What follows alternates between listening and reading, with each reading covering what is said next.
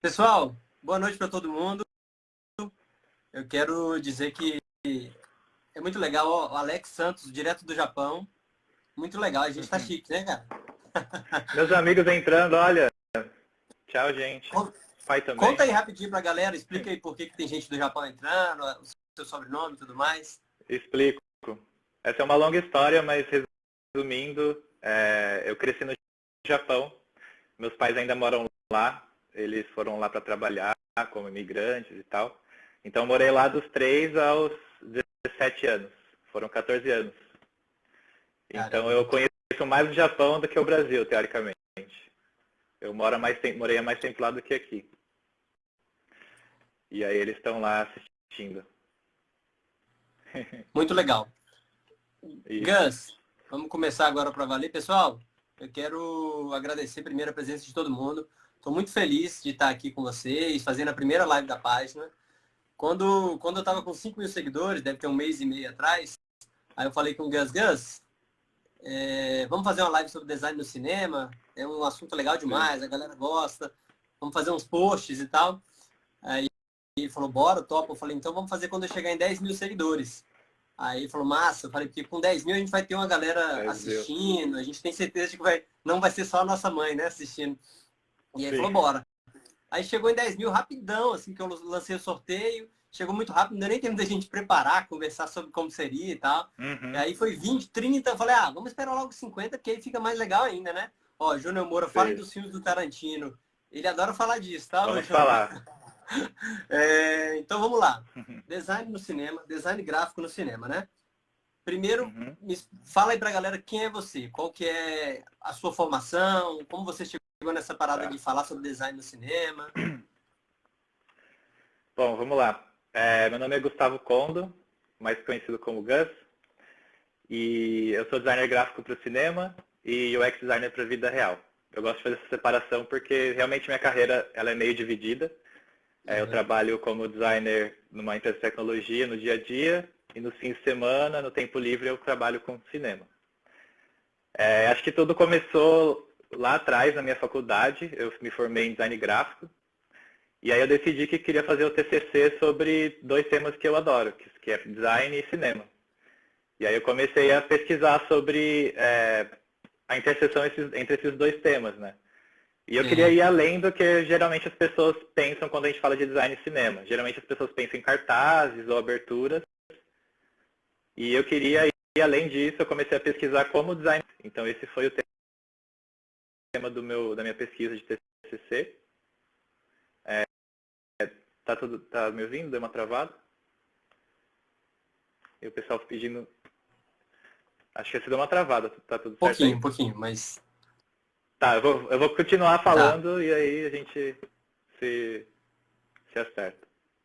Tá.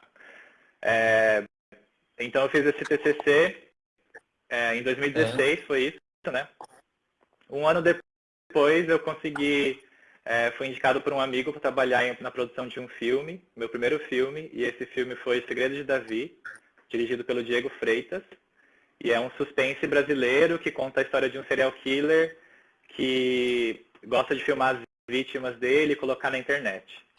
Então eu É. tive a sorte de trabalhar nesse filme com pessoas incríveis, com o diretor de arte Fernando Cáceres, e juntos a gente construiu todo o universo em que o filme se passa, né? A gente criou os objetos, as marcas que aparecem, as interfaces, e eu posso explicar um pouquinho isso mais pra frente, mas basicamente foi isso.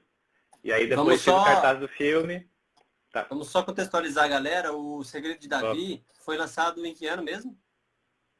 2018. Então, é 2018 e é com o Nicolas. Qual é o Nicolas, sobrenome dele mesmo? é um Não. ator da Globo, Nicolas Então, Pratt. Nicolas Pratt, só pra galera. É, ele tá na novela Era no 6, né, atualmente, que tá pausada por causa da Uhum. pandemia. É só pra galera saber e tal. Porque a gente não tem, né? A gente ainda tem essa dificuldade de conhecer os filmes brasileiros e tudo mais.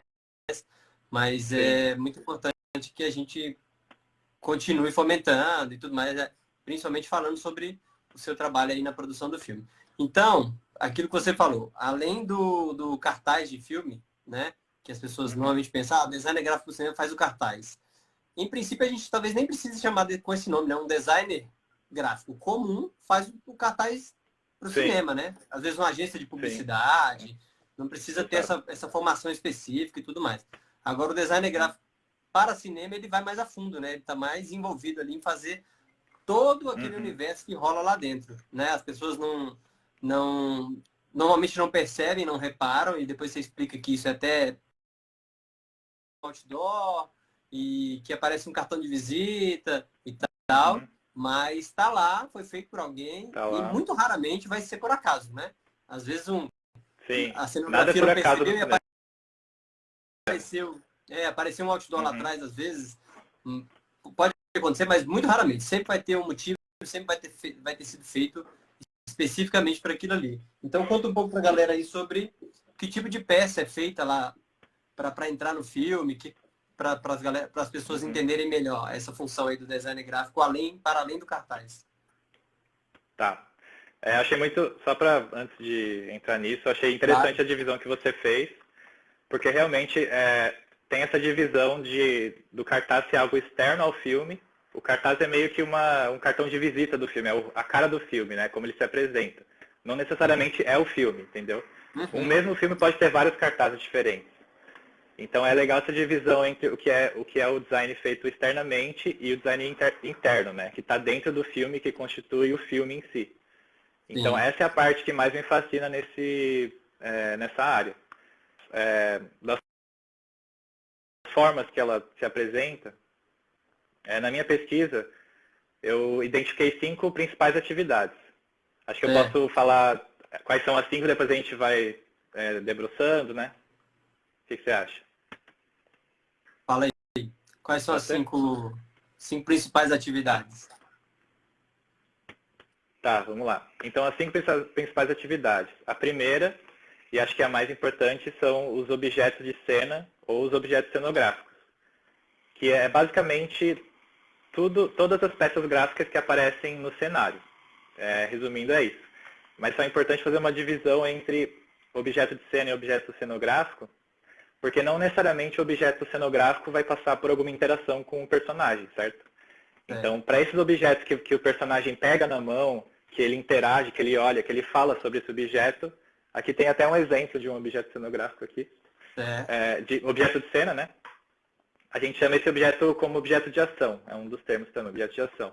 É um objeto que é importante para o roteiro, que ele ajuda a movimentar a história diretamente.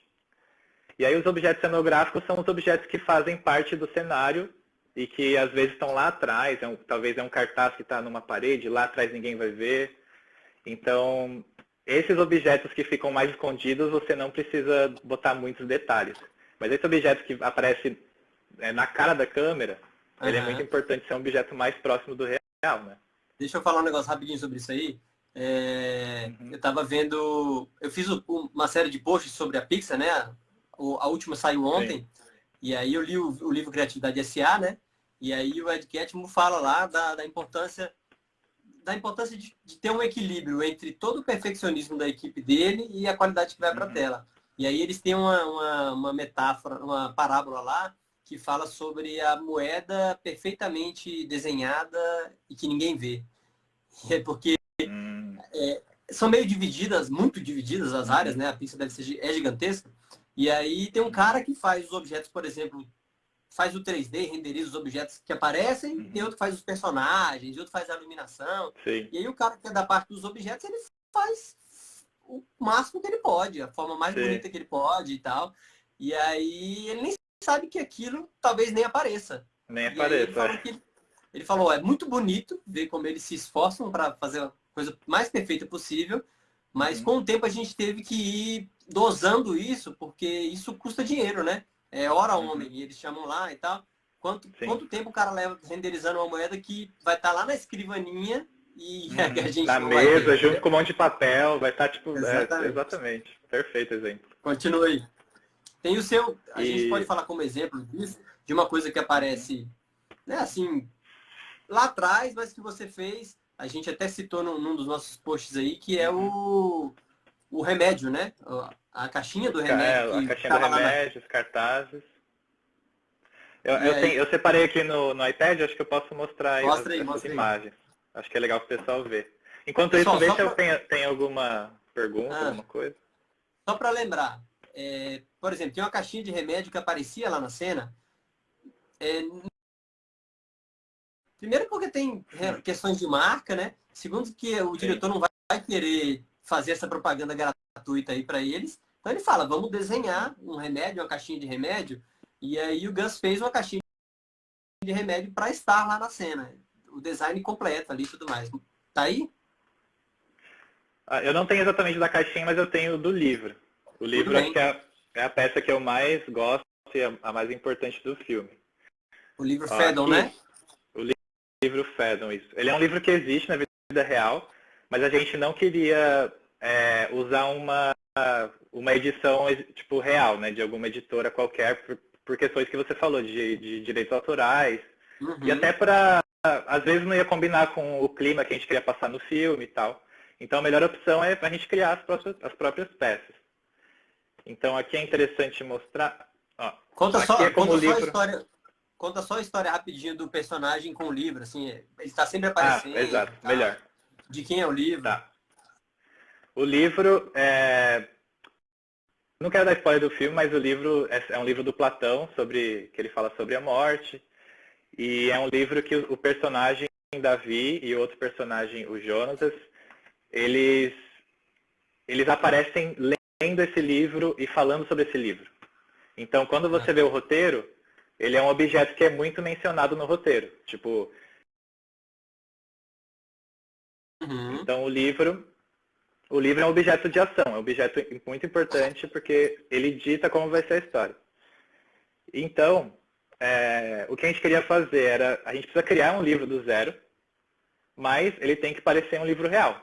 Ele não pode ser um livro que saiu da gráfica brilhando e com a impressão perfeita e tal. Então, esse é o livro como ele aparece no filme, não sei se dá pra ver. E aí aqui são alguns detalhes do design dele, né? Ó, quando eu fiz isso, é quando ele acabou de sair da gráfica. A gente acabou de imprimir, colocou essa textura, né? Textura de dourada. Todo bonitinho, vermelhinho, bem todo perfeitinho. Bonitinho, né? Vermelhinho, o dourado brilhando. E aí, um detalhe muito interessante também é que ele tem uma marca de editora, Caverna Editora. E essa marca não existe também. A gente teve que criar a marca para o filme. Ela existe só nesse universo. E Caverna, a gente fez uma brincadeira com a Caverna de Platão, né? Que saiu da gráfica, tá bonitinho. Mas se a gente colocar esse livro no filme, filmar ele vai se destoar da imagem, né? Ele não vai parecer real. Então o que a gente fez foi envelhecer esse livro. Aqui dá para ver mais ou menos como ele fica. O que você teve que fazer para envelhecer o livro? Conta aí as histórias. Esse processo é muito interessante. Na verdade, eu não participei do processo de envelhecimento. O diretor de arte, ele também não participou, ele pediu para um dos pintores de cena, né? Porque geralmente os pintores de cenário, eles têm várias tintas diferentes, vários produtos que fazem esse efeito de envelhecimento. Então o Fernando pediu para eles passarem essa tinta no livro, que é um material que chama nogueira, se não me engano, que ele dá um aspecto de envelhecido. Então ele passou essa tinta, ele pegou uma lixa, começou a raspar a parte dourada. Ele pegou, como fala, borra de café, né? Quando o café fica com aquela marca embaixo, colocou nas páginas. É que aqui não tem as páginas para mostrar, mas a gente fez todo esse processo no livro inteiro, mesmo que ele não aparecesse inteiro. Rapidinho, Gus, o Luiz falou assim, tô me sentindo em um vídeo da Variety, onde os diretores mostram os detalhes que a gente não vê nos filmes. Caramba, eu adoro essa série.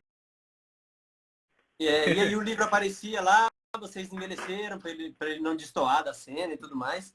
E aí é aquele negócio, né? As coisas têm que estar, como é que é? conversando e com a mesma roupagem do universo em que elas estão, né?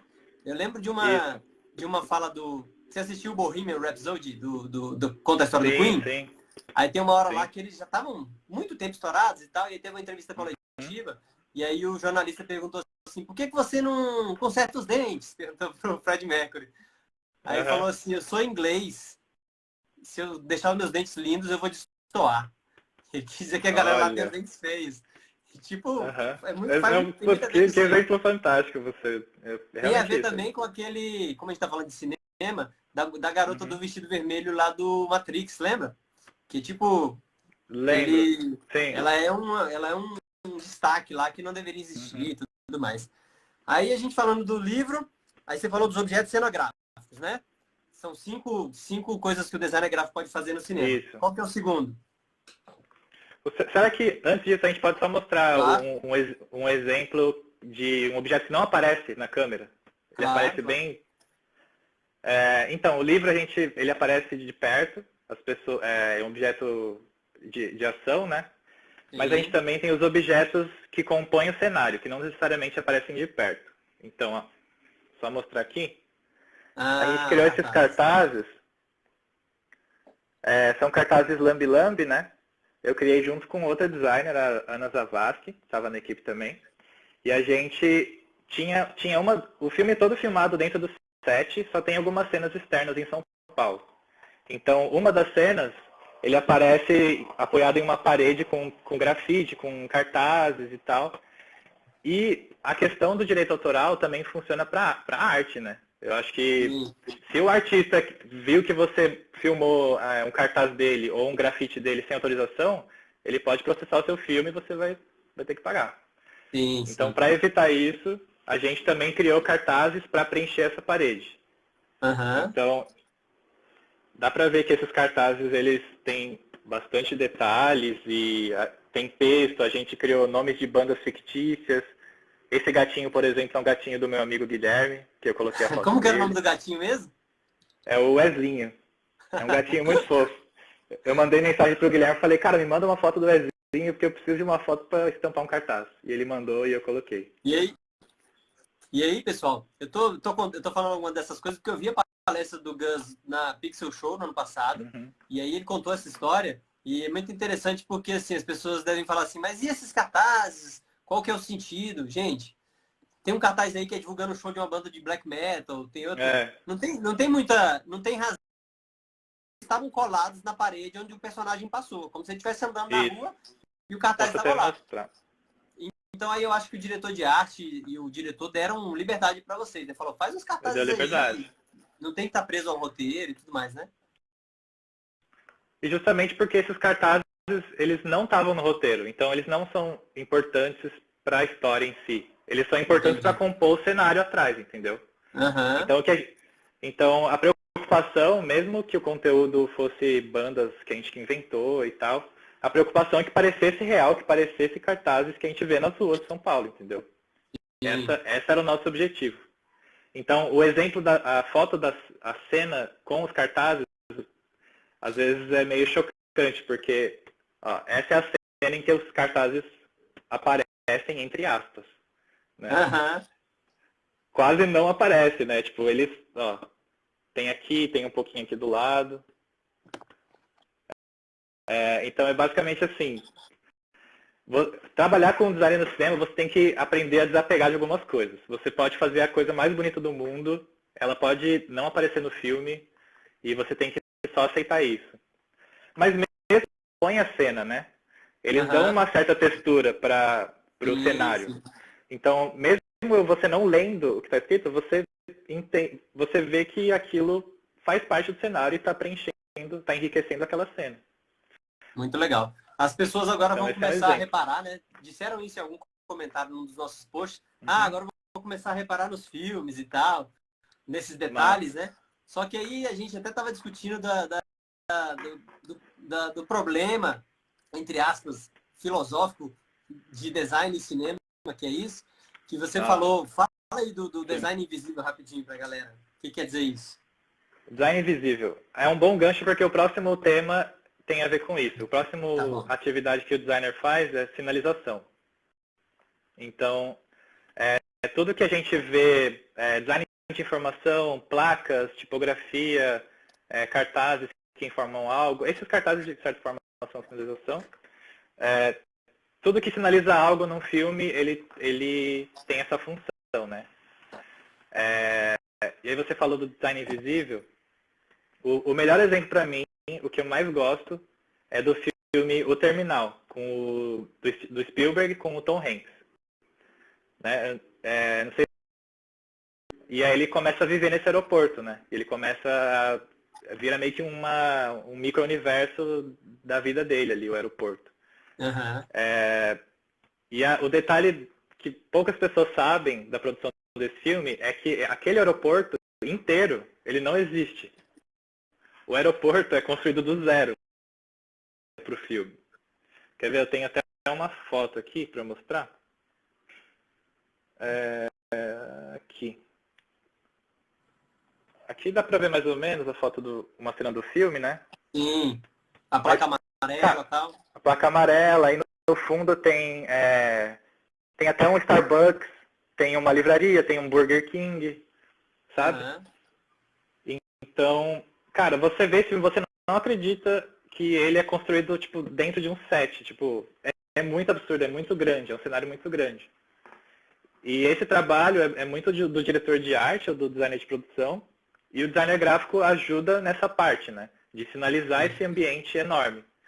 Então essas placas que a gente vê, elas obviamente são baseadas nos aeroportos reais, né, nos aeroportos, até o de Guarulhos usa esse padrão, né, o aeroporto aqui de São Paulo, o de Nova York e tal. Então o papel do designer nesse contexto é criar sinalização para esse ambiente, para esse aeroporto. E aí tem a questão do design invisível. Sim. Isso. Explica aí. A questão do design invisível.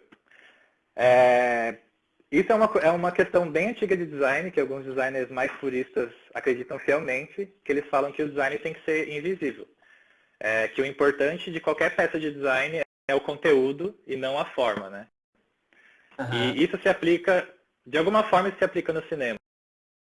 Você vê isso e fala, essa placa é de mentira, esse aeroporto não existe.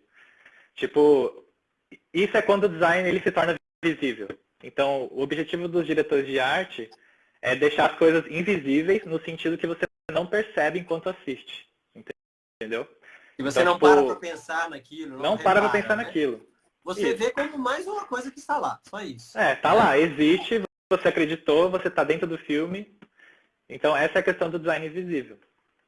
Muito e aí legal. tem o que você comentou sobre a contradição, né? Se quiser puxar de novo esse assunto, que eu acho interessante. Eu falei que a gente está trazendo esse assunto e desmistificando um pouco e falando para as pessoas como é feito, aí um dos comentários foi, agora eu reparo em tudo nos filmes. Em princípio, muito diretor não gostaria, porque aí você está tirando o foco do personagem, da história, para olhar para as placas, para o livro que está lá e tal. Então, olhando pelo lado do filme, não é bom. Olhando pelo lado do designer, é bom. Então, cada um decide se isso é bom ou se é ruim, né? Exato. E eu acho, essa contradição acho que é inevitável. Eu acho que é justamente isso que move, que faz os filmes serem uma arte tão rica, assim, tipo, ao mesmo tempo que você não quer perceber o que está acontecendo, você começa a prestar atenção na fotografia, na música, no design, e isso enriquece a sua experiência no filme. Então eu acredito que o design é e não é invisível. Tipo, ele tem que ser e não tem que ser ao mesmo tempo. Tipo, essa contradição que eu acho que funciona. Qual que é o terceiro item? A terceira categoria que o design no cinema trabalha? Terceiro item, acho que dá para falar de configurações gráficas. Configurações gráficas é um termo acadêmico que uma pesquisadora criou, né? Que é basicamente assim, a gente tem todas essas peças que estão dentro do filme, que são filmadas, que existem do set, ele está fora. Então tudo que a gente vê que é colocado depois da imagem filmada, entendeu? Tudo que aparece em cima da imagem que já foi filmada. E às vezes isso faz parte ou não do filme. Tipo tela de celular. Isso, por exemplo, a gente tem filme que mostra o balãozinho da mensagem chegando do lado da pessoa. Uhum. Né? Acho que aquela série Sherlock faz isso muito bem, House of Cards. Esse é um dos exemplos que eu mais gosto, olha. Esse é do filme Scott Pilgrim. Certo. Ele é um filme que ele é baseado, ele tem essa estética de videogame, né? De videogame, de quadrinho. Então ele tem a imagem filmada e tem todos esses efeitos que aparecem por cima da imagem. Era tipo... Então, E assim, é um filme recente, mas tipo, é uma técnica antiga, né? Porque, tipo, o Batman, aquele muito antigo lá, tinha muito esse Paul, né? Tinha, que Usado, era né? colocado... Exato. Isso. Que era a linguagem de quadrinho para valer, né? Assim, bem quase Sim. transferido assim, do quadrinho para os filmes, né? E aí, lá no Segredo de Davi, tinha o Facebook fake, né? O Facebook da história, tinha o WhatsApp que eles usavam. Você teve que desenhar todas essas telinhas para serem colocadas Exato. depois no celular dele, né? Conta aí rapidinho pra gente. Tá, então já vou puxar para a próxima atividade, que são as interfaces, Tá né? Aí a próxima atividade que o designer faz são as interfaces digitais. Então, como o Renan disse, as telinhas de celular, qualquer dispositivo, seja ele existente ou não, né? Tipo, um exemplo que eu gosto é o Minority Report, que tem aquela tela gigante que ele controla com os dedos e tal. E revolucionou Então, o cinema, né? Um revolucionou o monte de gente cinema. passou a usar. Cinema não, Sim, publicidade também. a Tudo usa publicidade. aquela parada, né? Não, se você for ver, ele veio antes do iPad, né? Ele veio antes do toque, tipo, no celular mesmo. Então, é um filme que é absurdamente influente, assim. Massa. E aí tem outros filmes que tem mais interface. O Joaquim Phoenix, né? Ela. É ela, isso. Que ele se apaixona pela inteligência artificial e tem... Essa cena eu acho fantástica. Nossa, tá muito estourado, pera. Deixa eu tentar baixar um pouco o brilho. Só um momento, gente. Tudo bem. Aqui. Pode. Ele recebe uma mensagem no celular da inteligência artificial e aí aparece Hello, my name is Samantha. E o que eu gosto é que é escrito à mão, né? Então tem essa dualidade do digital que é feito à mão. Eu acho lindo essa... Era uma mulher artificial, né? Isso. Só que Isso, você ela tem falou, né? consciência, essa dualidade. E aí ela aparece escrevendo o nome. Então essas são as interfaces, né? Tudo que aparece no celular, na tela. E as interfaces podem ser filmadas ou não. Isso vai depender da produção do diretor. No caso do Davi, todas as telas que aparecem, a gente decidiu fazer tela verde, né? Ou tela azul. Isso Conta é aí uma da tela curiosidade. verde e da tela azul pra galera. Boa. A tela verde todo mundo conhece, né? O chroma key, que é quando você consegue aplicar uma imagem depois na outra imagem. Mas a tela azul também é usada principalmente em cenas noturnas.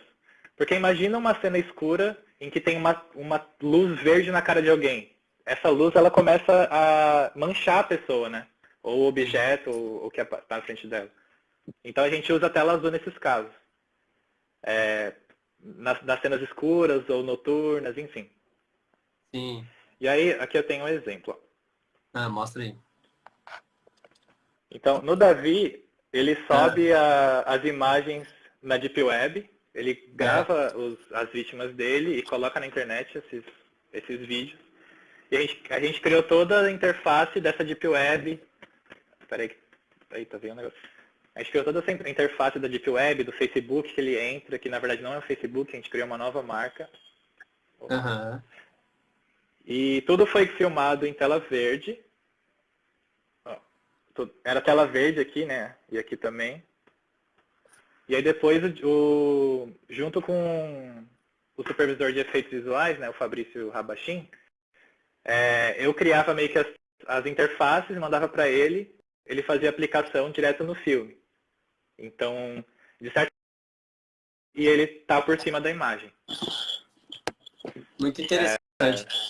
E é mais uma coisa para as pessoas repararem, né? Tipo assim, às vezes... Mais uma coisa, Vocês acham que às vezes você tem... tem mais uma ainda. Você teve que aumentar a fonte, por exemplo, porque às vezes a gente percebe que o cara olhando o celular lá no filme, a fonte é muito maior, porque, tipo assim, a cena verdade. não vai dar um close lá na tela. Então ela tem que mostrar o que está escrito, mas sem ficar, né? Ah, vamos dar um close ali e tal. E você pensou nisso? Como é que foi? Putz, isso era um medo que eu tinha, porque como eu trabalho com design de aplicativos e tal, eu não queria fazer justamente isso, tipo, aumentar a fonte, porque não ia parecer real, né?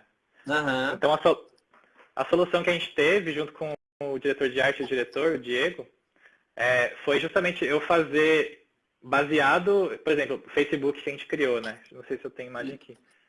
Eu peguei a foto do Facebook, montei meio que em cima e usei os mesmos tamanhos, as mesmas proporções, e a gente colocou no filme assim.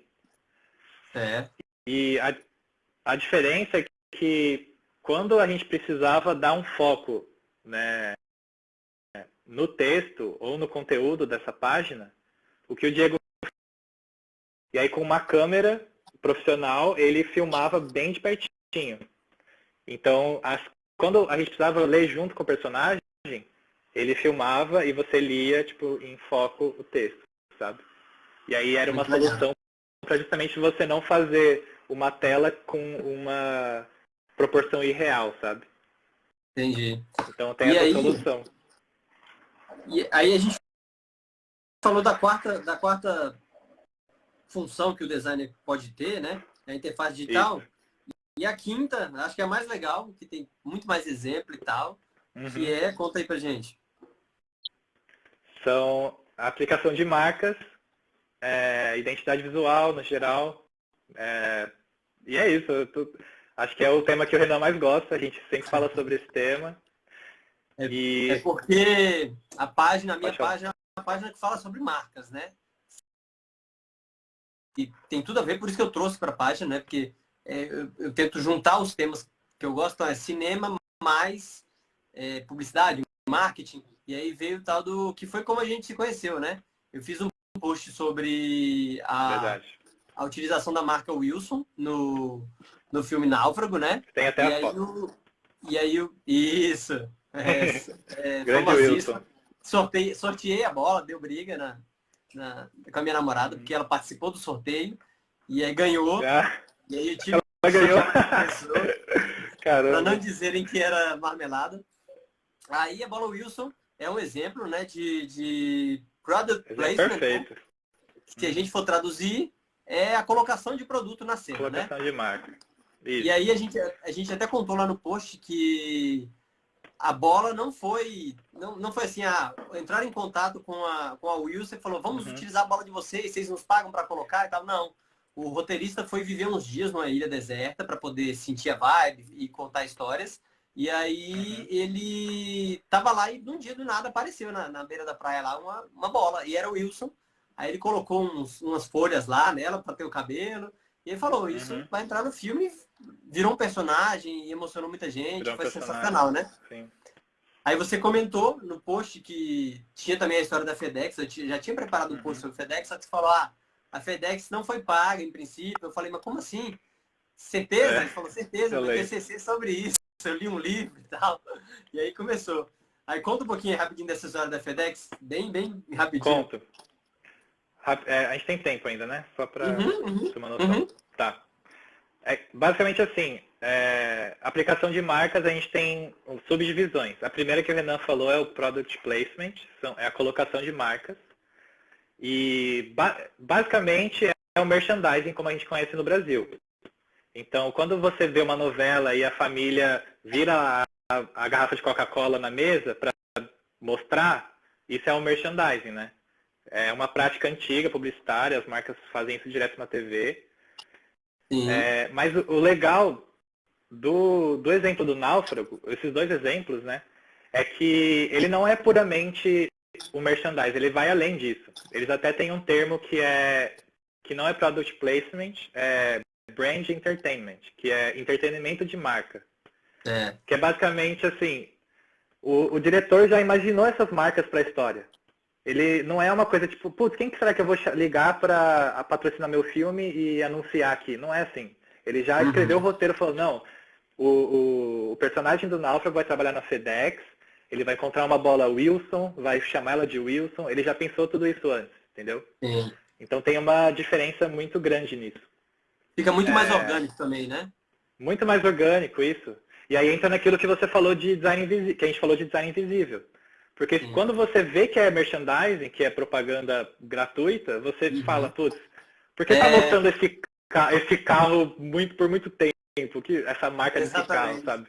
Né? E aí a gente fica então, meio puto, né? Isso não é invisível. Fica puto. E é difícil, né? Porque novela e as marcas brasileiras, assim... eles precisam tipo varejo, você tem que inserir as Casas Bahia na novela e tal. Mas aí o cara fala assim, hoje eu vou abrir a minha conta no Itaú, vamos lá comigo e tal. Fica super forçado, né? Fica forçadíssimo, né? Porque você vê que não é natural do roteiro. Alguém botou a mão e falou pra trocar, né? Sim. Então, eu gosto muito do exemplo da FedEx e do Wilson, porque, primeiro o Wilson que, cara, imagina como foi importante pra marca isso. Eles viraram um personagem, tipo, literalmente o personagem do filme, com o nome da marca, o Wilson. E o Náufrago também, toda a questão da FedEx, a história meio que gira em torno da FedEx, né? Ele trabalha como na FedEx, e aí ele se perde, aí ele encontra várias caixas que estavam no avião que ele estava, ele começa a usar esses objetos. Então, não poderia ser outra marca que não a FedEx. O diretor até fala isso naquele livro que eu te passei, né? Que ele não queria criar uma marca aleatória, ou fake, igual a gente criou, que são casos diferentes, né? Mas enfim. Ele não queria usar porque as pessoas iam perceber que não era real aquilo, entendeu? Entendi. E aí, só para fechar esse assunto, o terminal também faz isso muito bem. Porque como que eles fazem para um terminal de aeroporto parecer mais real? Eles colocam marcas que a gente conhece, certo? Marcas que existem nos terminais de aeroporto. Então eles falam, não, vamos chamar o Starbucks, o Burger King, que são marcas que existem, que as pessoas conhecem. E se você vê no terminal, você não vai achar absurdo ela tá ali, né? Muito interessante. Deixa eu só responder. O Amo Marketing, que é um perfil muito bom, eu sugiro que vocês sigam, é do Igor Lopes, ele manda bem pra caramba, conta muitas histórias boas. Ele falou que ainda menciona o concorrente, a Spalding. A Spalding, é verdade. Eu não sabia disso. Você conhece? Nossa, é uma piada muito rápida, que acho que o nome do outro cara chama James Spalding, alguma coisa assim. Ela não aparece. É uma piada tipo que na legenda ela se perde um pouco, né? Porque essa marca não é tão famosa, eu acho, no Brasil. Então, a Dani tá perguntando qual é o nome do livro. Depois a gente põe nos stories esses detalhes. Pode ficar tranquilo, porque a gente vai colocar muita coisa nos stories. Aí tem um detalhe também, o Igor, que eu não sei se você teve o negócio do dente dele, tá? O Igor é especialista em marcas, assim como eu, ele adora as histórias. Aí tem uma outra também, que o Tom Hanks, quando salvam ele e tal, aí tá lá no avião, o cara chega e dá pra ele um Dr. Pepper, que é um refrigerante americano muito famoso, e que o Forrest Gump era viciado em Dr. Pepper. Então foi uma piadinha também. Conexão. Eu nem peguei essa, legal, da hora. Entendeu? E o seguinte, aí a gente falou do Product Placement, vamos acelerar um pouquinho, que eu quero falar um pouquinho pra galera dos bastidores do Lúcio Americanção. Aí tem o Reverse Product Placement, né? Só pra saber. Que a gente fez um post, né, sobre o Reverse. Conta aí, explica pra galera o que é o Reverse Product Placement. Tá. A gente tem 20 minutos, né? Eu vou tentar fazer super rápido, desculpa que eu falo muito. Não, que isso. Mas, rapidinho, antes do Reverse, a gente tem as marcas puramente fictícias. Sim. Que são as marcas, por exemplo, a editora do livro do Davi. Um exemplo que a gente postou hoje, né, no Stories, era da Red Apple Cigarettes, que é a marca de cigarros que aparece em quase todos os filmes do Tarantino. Sim. E depois existem só no filme. A gente tem a marca que existia no mundo real e foi pro filme.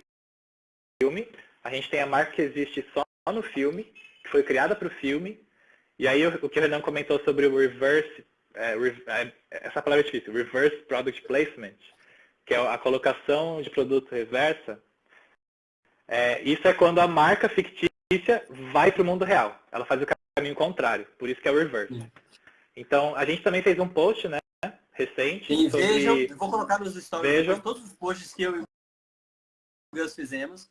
E o mais recente é esse. Aí conta a história do Willy Wonka, do chocolate que é vendido, da Duff Beer, que é dos Simpsons. Aí conta a história também da Bubba Gump, do Forrest Gump. Do Harry Potter. Butterbeer, exato. O Bubba Gump. O Rafael... Não, tá quase tudo parado.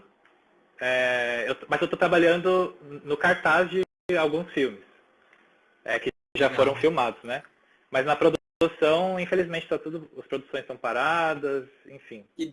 E depois do Segredo de Davi, pessoal, o Gus fez os cartazes de um curta que chama De Volta para Casa, certo, Gus? A Volta para Casa. Volta para Casa. Com o Lima Duarte. Ficaram bem bonitos. É do mesmo diretor. É um curta lindo, depois a gente coloca o link também, tem no Vimeo para assistir. Eu vou colocar nos stories todos os links para vocês verem, se vocês quiserem assistir o Segredo de Davi no Telecine Play e tal. Los Pollos Hermanos, bom exemplo. Exatamente. Abacaxi que falou. Muito legal. Exato. Aí, pessoal, manda perguntas aí pro Gus. A gente tem um tempinho para responder, que depois eu vou falar de um outro projeto. Mas tem um negócio que a gente comentou hoje que é muito interessante, esse negócio de marca. Eu vou colocar, Thaís, o link do curta, tá? Tem um negócio que a gente minha amiga, oi. As marcas querem estar nos filmes quando eles já são reconhecidos, mas e quando eles não são? Ninguém sabe que filme é aquele, ainda é uma proposta, às vezes é uma aposta. E aí eu contei hoje pro Gus que eles serem gênios, eles ainda tinham que se provar, né? Então eles foram atrás da Mattel para ter a Barbie como uma dos brinquedos, e a Mattel se recusou, porque, sei lá, tipo, quem é você? A gente ainda não conhece, não sei o que lá.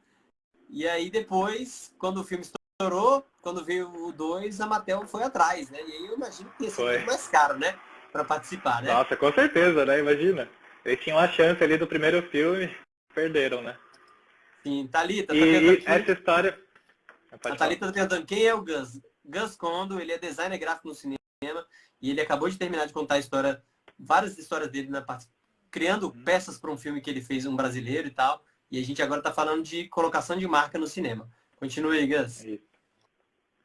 Tá, até me perdi. A Gabi, que também é minha amiga, oi. Ela falou do Subway na série Community. Eles também, é muito engraçado, é difícil contar o contexto, mas enfim. Breaking Bad também tem marcas fictícias, que são muito boas.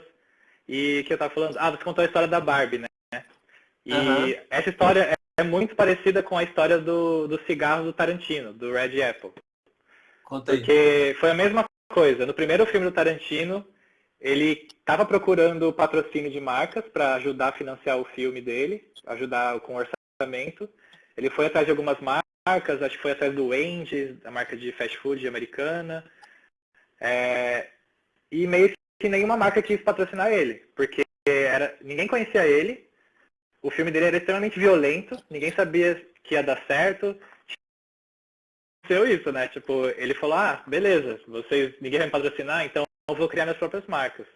E aí no Pulp Fiction, ele foi lá e criou a Red Apple, criou o Big Kahuna Burger, tudo com a ajuda de designers. E essas marcas, elas são icônicas, assim, todo mundo que assiste vê a marca e fala, caramba, muito foda, tipo, elas acreditam, elas estampam camiseta dos fãs.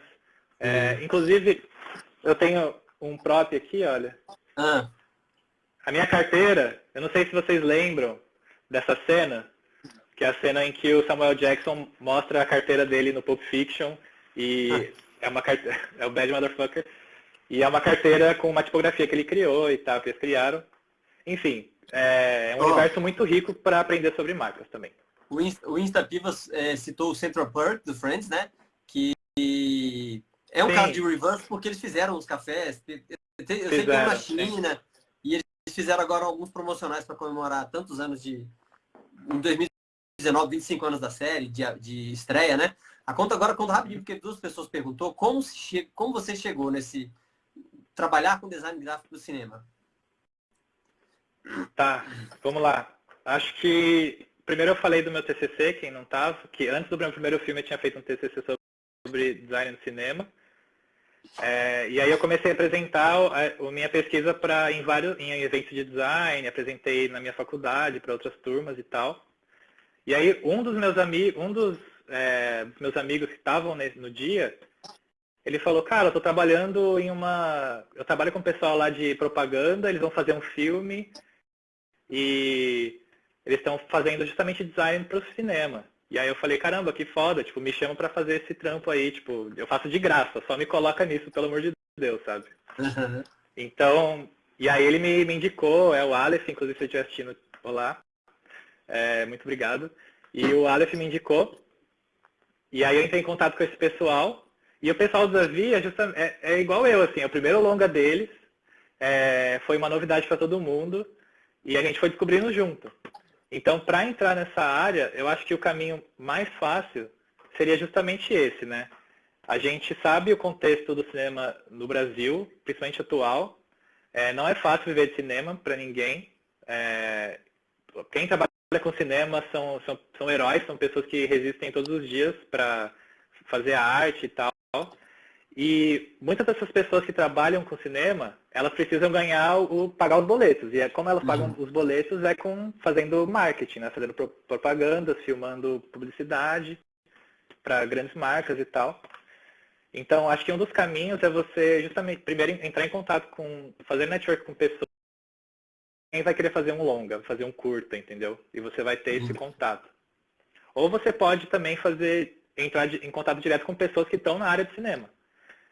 Eu sou uma pessoa que, quem quiser vir falar comigo, eu sou aberto, eu posso fazer essa ligação com outras pessoas. Mas tem uma anedota de uma amiga minha que trabalhou como assistente de arte no Davi também. Ela contou uma história que até hoje, para mim, é o maior exemplo de como entrar na área. Uhum. Ela falou que, assim, é a Bia, se ela estiver assistindo, oi Bia. Ela falou que ela fez o portfólio dela, juntou uns trampos que ela tinha da faculdade e tal. E ela falou assim, eu quero muito trabalhar num filme, vou mandar mensagem para todos os diretores de arte brasileiros que eu conheço. E ela foi na internet, começou a fazer uma lista com todos os diretores de arte brasileiros. E aí ela mandou um e-mail para 100 pessoas. Uhum. Tipo, imagina, o mesmo e-mail, oi, eu sou a Bia, quero trabalhar com cinema, esse é o meu portfólio, tal. Mandou um e-mail para 100 pessoas. 99 pessoas não responderam. Uma pessoa respondeu, e era o Fernando, o diretor de arte do Davi. Ele respondeu ela e ela entrou na equipe. Eu tô me sentindo muito aquele meme da Lady Gaga falando das pessoas na sala, mas 100 pessoas, 99 pessoas não responderam, uma pessoa respondeu. Então a minha dica é fazer spam. Essa é a minha dica, fazer spam. E tem que meter as caras, né? Tipo assim, qualquer área, se você ainda não tem... Eu comecei a dar aula agora, eu fiz um post aqui, né? Eu sempre quis ser professor universitário e eu comecei há 2 meses e eu me formei, eu fiz pós, eu fiz tudo que precisava. Só que, tipo assim, o que normalmente as pessoas falam, você tem que ter experiência. Como eu vou ter experiência se eu nunca dei aula, né? Eu tenho experiência. Então, aí eu fiz no Instagram e, tipo assim, eu mostrei que eu dominava o assunto. E aí eu mandei para várias faculdades e tal, até que quando abriu um processo seletivo, eles viram e outros fizeram os testes e eles falaram, olha, a gente gostou muito da sua didática. E aí deu certo. Então acho que tem que correr atrás, tem que meter as caras, às vezes tem que fazer o que você falou, não trabalhar de graça, mas tipo assim, começa estagiando, começa auxiliando, né? Sim. E aí você vai crescendo. Acho que qualquer área, você nunca vai começar top, né? Nunca vai começar. Exato. Né? É uma boa dica mesmo. E eu acho que é importante também... pode falar. Obrigado, Guilherme. Aluno meu falando, melhor professor de design, ó. Olha, deixa eu te falar. Queria ser aluno do Renan também. Eu vou mostrar aqui uma coisa aqui, umas peças tal, de bastidor. A gente fez um evento, o Rafael tá aqui, o produtor do evento aqui em Brasília, chama Luz, Câmera, Canção. Era um evento super inovador. O que era? dentro do cinema, a maior sala do Cinemark, que é a XD, que tem aquela tela gigantesca. Aí passavam, tipo assim, a música de 5 minutos, My Heart Will Go On, do Titanic, da Celine Dion. Enquanto tinha um palco com uma banda super, com trompetista, metais, backing vocal, gigante, 20 pessoas talvez, executando a música, o clipe lá atrás com o Leonardo DiCaprio, tava passando um trailerzinho, um recorte de cenas do filme. Então, foi sensacional. Música, dança e cinema, tudo junto. Eu nunca tinha visto isso, então foi muito inovador. E aí o Rafael me convidou para fazer a campanha. Aí eu criei a marca, a identidade visual, as peças de publicidade. E eu vou mostrar aqui a galera um pouquinho de bastidor disso, né? Um dos cartazes que era para divulgar isso, eu pedi para os músicos falarem quais foram temas de cinema que os marcaram. Aí, por exemplo, a Isabelle falou, a música do Rei Leão, para mim, me marcou. Tá aparecendo aí para vocês? Sim. Um cartazinho? Para mim tá. A música do Rei Leão me marcou. E aí ela ia cantar a música do Rei Leão. Então, a gente pediu para produzirem fotos deles segurando cartazes. Só que aí é o que você falou, tipo de colocar a interface depois e tal, é mais ou menos isso, a pós-produção, né? Aí eu mandei essa imagem aqui como referência. Gente, eu preciso dos caras no estúdio Papel cartaz branco. Só pra galera entender como é que é a produção, né? Que não é tudo mágico assim. E aí o cara segurando cartaz branco, e aí você tem que fazer várias fotos, né? Porque você não sabe como você vai usar, como você vai diagramar, como você vai encaixar as coisas. Aí aqui já é a foto dele produzida, já segurando, porque ele ia cantar a Don't Wanna Miss a Thing, do Armageddon, do Aerosmith, né? E aí, por exemplo, o cara tá segurando do lado esquerdo, mas tira uma foto também do lado direito, porque vai que a arte precisa, né? Mudar para lá, mudar para cá. A galera às vezes não imagina, né? Aí teve outro desafio, que nesse trabalho eu fiz design, publicidade e marketing, tudo ao mesmo tempo, né? O desafio era o seguinte, o evento é inovador, as pessoas não entendiam muito bem se você só falasse. Como é que é esse negócio? Canta dentro do cinema? Sabe? Como é que funciona isso? Aí eu fiz umas peças que era uma foto real da sala XD do Cinemark, aí tem duas, né? E aí eu coloquei lá silhuetas mostrando que tinham dançarinos, cantores e atores, dançarinos e instrumentistas e cantores lá no palco, lá na frente da tela de cinema. E aí, para as pessoas entenderem como é que era isso. E a gente colocou números para mostrar que o evento era uma estrutura grande, ó de perto. 10 cantores, 12 instrumentistas, aí tá vendo? Tem a galerinha ali. E 40 bailarinos, sabe?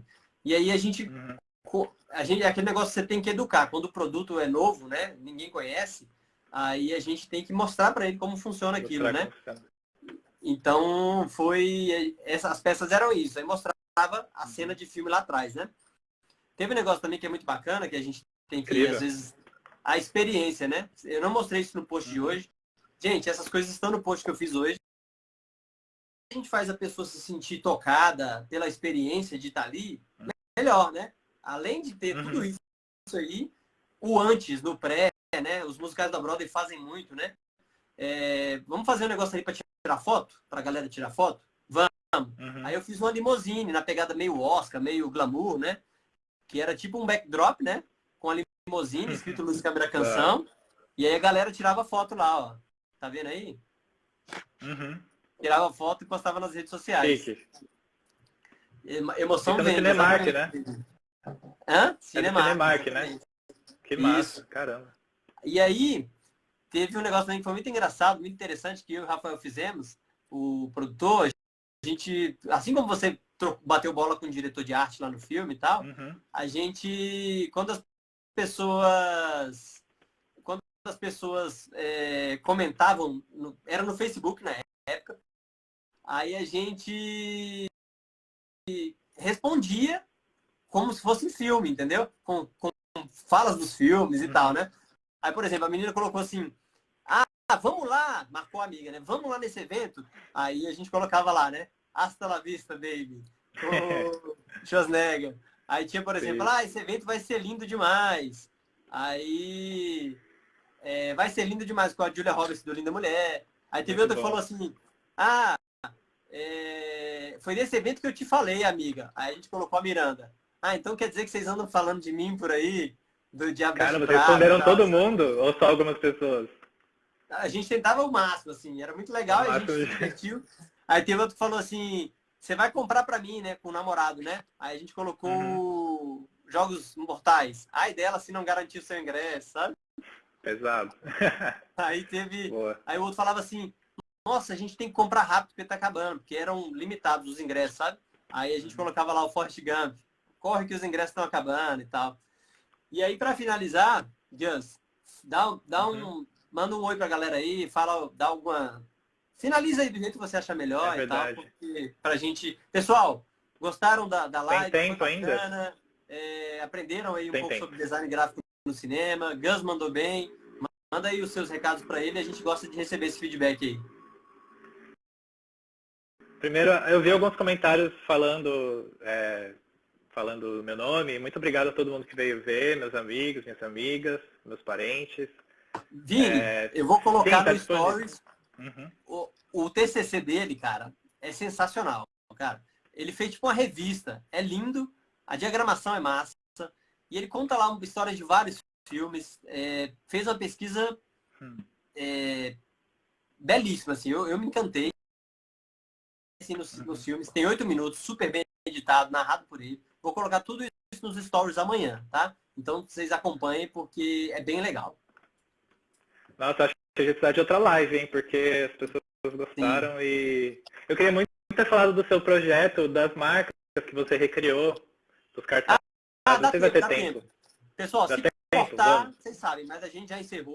Boa noite para A todo gente mundo. faz Muito outra live obrigado. no futuro e vai ser É, massa. foi muito legal. Ah, tchau, Como a gente Raquel. está falando Obrigado. de marcas, e eu tenho o jogo das marcas, eu e o Renato, meu irmão, depois vocês joguem lá, o jogo das marcas. Hoje são marcas de filmes, inclusive. A gente tem 1 minuto e 59, dá tempo. Como a gente está Uhum. terminando aqui, e normalmente começam a subir os créditos nos filmes, né? No final do Luz É, Câmera Canção, em vez da gente colocar aquele crédito padrãozão, que é tela preta e letra branca, eu falei, pô, vamos fazer um negócio diferente aqui.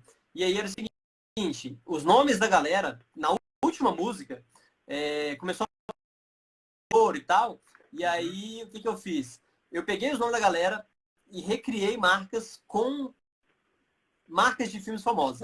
Por exemplo, Rodrigo Uhum. Karashima, que também tem descendência japonês, o K de Karashima me ajudou a criar a marca dele, que era o quê? Estilo Kill Bill, Rodrigo Karashima. Isso aí é uma Massa. foto real do evento lá. O telão tava rolando lá, a galera tudo em Caramba, cima que. do palco e tal. Aí os Uhum. outros que eu fiz, o Diogo aí, ó, o Diogo Lins, com a fonte do Frozen, César Ribeiro, Uhum. como se fosse De Volta para o Do Futuro, futuro. Rafael Rodrigues, que é o produtor, ele é fanzaço do Poderoso Chefão, então eu fiz ali ele como se fosse o Poderoso Chefão. E aí tem o desafio também de que o nome da pessoa tem que ter uma quantidade de letras parecida, é muito desafiador. Por exemplo, Toy Story, que são só 3 letras, aí eu peguei a Jana, que tem 4, né? Hum, Jana Albuquerque. tá. João Marcelo com a marca do Indiana Jones, Marcelo Duarte com a marca do Monstros S.A., porque os dois começam com M, né? Então, foi isso. Tem 30 segundos. Galera, muito obrigado. Foi muito legal. Primeira live aqui. Muito Muito obrigado. feliz. Olha, a A Raquel falou que vai assistir participação o de vocês terminal foi agora, hein? massa. Despede aí, Bom Gus. filme. Gente, muito obrigado. Eu nem vi o tempo passar. Me desculpem se eu falei muito.